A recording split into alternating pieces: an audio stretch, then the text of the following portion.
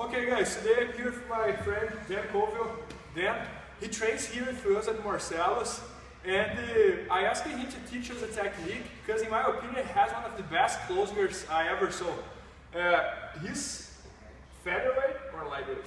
But I can do both, but featherweight is recent. Featherweight or lightweight, and I'm super heavy, and every time I train with him and I fall on his closer, he does something like very cool that he breaks my posture, and even he being like much lighter than I, he always ends up like getting something from there just because he broke the posture, and then he opened up a lot of doors in the closer. And I have seen him training a lot here at Marcelo's, and every time he gets the closer, it's a problem for who's on top. So today he's gonna show us how he does from there.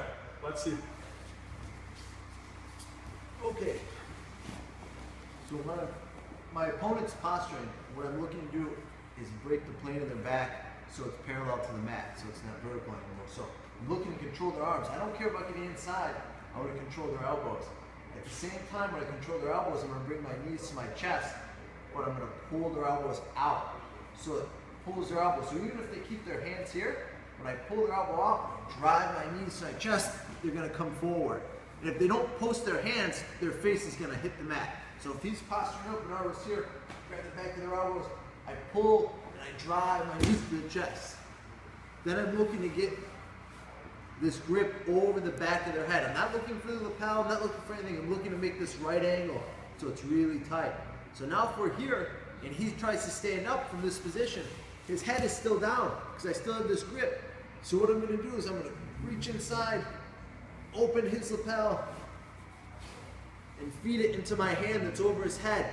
This makes his grip even tighter from this position. I underhook his leg as I open up my guard. I start to cut the angle, and I don't stop here. I keep digging for the far leg. And now I drop my leg, and I push against his body, so I drive him laterally to his back. Now it's easy. I can finish the arm lock, so I can pull my elbow back and bring my leg over his head. One more time, man.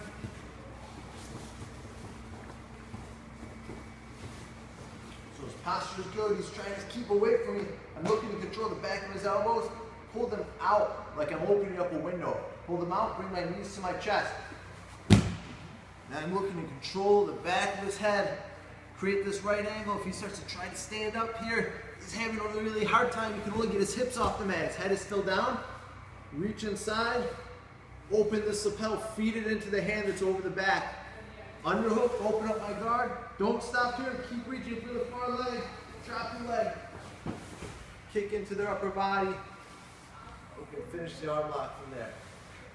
Guys, I think this is probably like the best position I see from Dan. Is exactly what he showed here.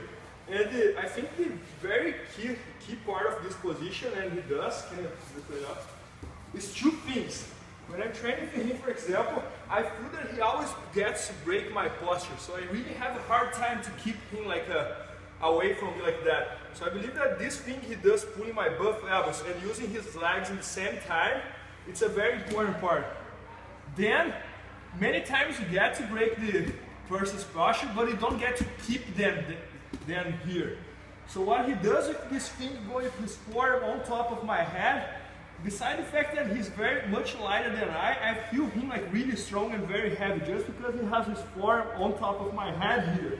So look, I cannot posture up again. And then everything becomes easier for him just because I don't have my posture.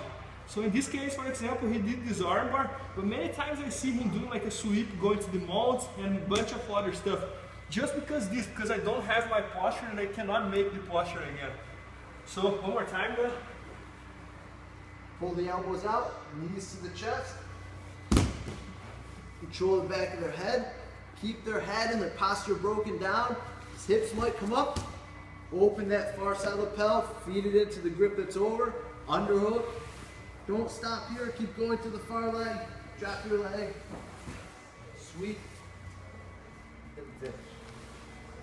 So thanks so much, Dan. And guys, Dan made a close guard DVD that I heard was one of the best selling DVDs, so you guys can check it out.